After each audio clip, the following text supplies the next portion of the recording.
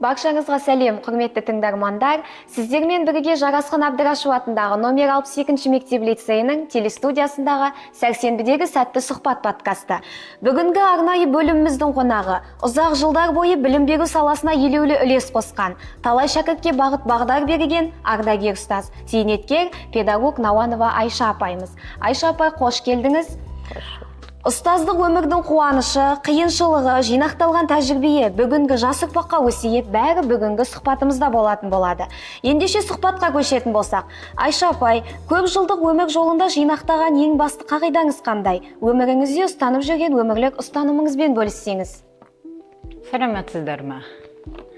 Ұстаз әрине бұл өте абыройлы және ауыр міндет арттайтын жұмыс. Мен ұстаздық жолды өзімнің шын ниетіммен қабылдап, сол жолда еңбек еттім. Әрине, ұстазға ең басты қағида ол ұстаз үнемі ізденіс үстінде болу керек. Ұстаз өмірден қалмай оқып отыру керек. Әсіресе қазіргі өмірде жаңалықтар, неше түрлі хабарлар көп-ақ. Ендеше соның бәріне жету үшін ұстаз көп біліп, көп үйреніп, көп оқып, көп жұмыс істеуге тиіс. Менің өмірімдегіде басты ұстаған қағидам осы. Мен ұстаздық жолды таңдағанда ең алғаш өзімнің ұстаздарымнан үлгі алған болатынмын. Мен 8 сыныпта оқып жүрген кезімде Мәрзия Әленова деген апай бізге сабақ берді. Міне сол кісіге ұқсап, сол кісінің сөйлеуі, мәдениеттілігі, білімділігі менің бойымда ерекше бір сезім ұялатты. Міне осы кезден бастап мен ұстаз болсам деген арманға бой ұрдым. Оны әрі қарата жалғастырған ұстаздарым да өте көп болды. Түсінген адамға өте әсерлі жауап деп ойлаймын. Келесі, ұстаздық жол ерекше әсерге, түрлі оқиғаларға толы. Саналы ғұмырыңыздағы естен кетпес ерекше сәттердің біреуін айтып берсеңіз. Әрине, ұстаздық жолда түрлі оқиғалар көп болады. Оқушылардың әртүрлі мінез құлқы, ата-аналармен жұмыс, көпшілікпен жұмыс, осы салада өмірде неше түрлі оқиғалар кездесіп жатады. Міне осындай сәттерде жол табу және оны тиімді шешу ұстаз үшін үлкен міндет, ауыр сын. Мен сынып жетекшілігін жасап жүрген кезімде бір оқушыға кішкене қаттылау сөз айттым. Міне сол кезде оқушы орнынан ұшып тұрды да: апай, солай болуға тиіс па деген кезде мен кішкене сасын қарап қалдым. Бірақ өз ойымды тез жинадым да: дұрыс айтасың, мен артық кеттім. Бірақ мен сәл болса да сендер сияқты адаммын ғой, еттен сүйектен. Сендердің істеген істерің де дұрыс болмағандықтан қаттылау кеткен шығарым. Бірақ кешірім өтінем дедім оқушы алдында. Оқушылар сам сөз болып қалды, жоғарғы класс оқушылар еді. Бірақ содан кейінгі сол оқушы менің бүкіл өмірімде тек қана жақсы жақтарымен, тентекте оқушы болса да барлық істерімді атқарып, өте бір мені қуаныш сәттерге бөледі. Мінекей осы оқиға менің өмірімде үлкен із қалдырды. Абайлап сөйлеу оқушы алдында, оны бала ғой, ол оқушы ғой демеу. Міне осы менің бүкіл өмірімдегі ұстаған үлкен қағидам болды. Өте керемет. Білім ордасында басшылық қызметте де табысты еңбек еттіңіз. Педагогикалық ұжымды басқару үшін қандай мінез, қандай қарым-қабілет қажет деп ойлайсыз? Иә. Бұл да мен күтпеген қызметтер болатын. Менің бірнеше рет қызметтерге ұсынылды, бірақ соны аз уақыт істедім де, тағы да ұстаз жолға қайта келетінмін. Міне табан астында күтпеген жерден мені қаладағы 71 мектепке педагогикалық ұжымды басқаруға жіберді. Бұл ойламаған істем болды, бірақ амал жоқ, баруға тура келіп, ұсыныс болып атқаннан кейін бірнеше рет қайта ұсынысты қайтарудан ыңғайсыз. Міне осы кезде бардым.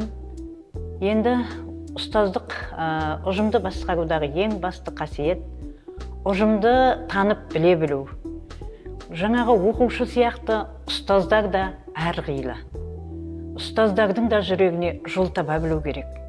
Және әрбір істеген ісіңді есеп беріп, осы қалай деп сан салады ойлаумен өткізіп, оны әрбір өзіңнің ісің дұрыс жолмен жүру үшін де сен сол ұстаздан көбірек білуге және сол ұстаздың сенен көп білетініне де шын көңілмен, пейілмен одан да үйрену, оған да ден қойып тыңдай білу ең басты ұстаным деп ойлаймын.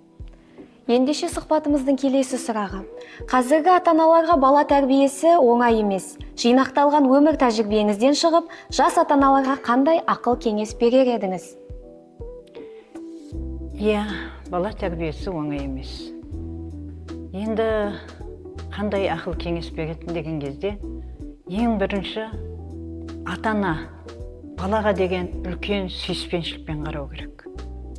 Қазіргі заманда мынау көп ата-аналарда баланың кеш дамуы, баланың кеш сөйлеуі деген проблемалар көбейіп кетті. Бұл неден деп ойлайсыздар? Менің өзімнің ойымда бұл ата-ананың балаға деген сүйіспеншілігінің, баламен қарым-қатынасын жасаудың аздығы деп ойлаймын.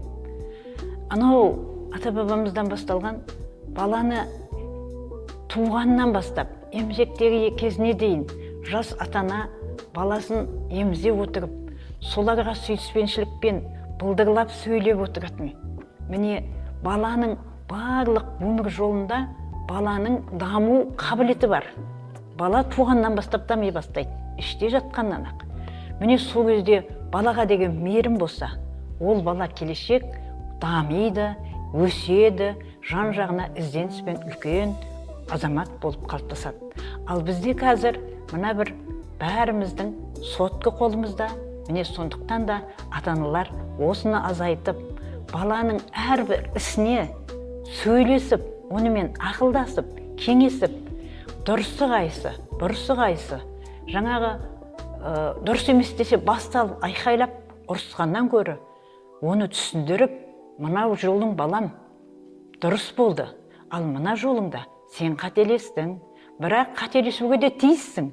Ендеше оны түзеу керек деген ақыл кеңес беріліп отырса, менің ойымша бала жаман болып өспейді ғой деп ойлаймын.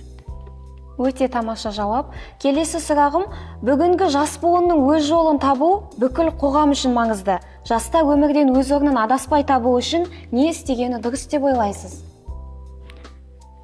Тағы да осы тәрбиеге келіп тіреледі. Ең бірінші баланың, жаңа айттым, бас ұстазы өзінің ата-анасы. Ең бірінші өмір жолына адаспай таңдау отбасынан, өзінің ата-анасынан, жолдастарынан, мектептен, ұстаздан басталу керек.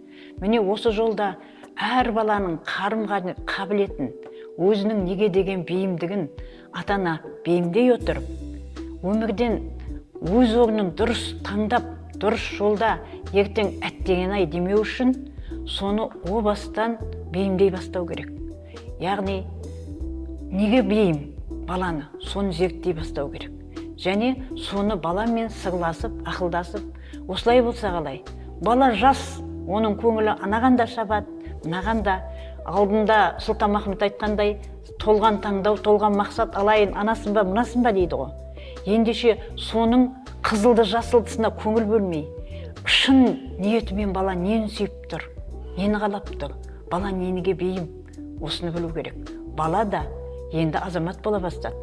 Өмірде жақсы жаманына үңіле отырып, ата-анасының, ұстазының кеңесіне құлақ сала отырып, таңдаса, ол бала өмірде адаспай, орнын тап үлкен азамат болады деп ойлаймын. Ендеше келесі сұрағымыз.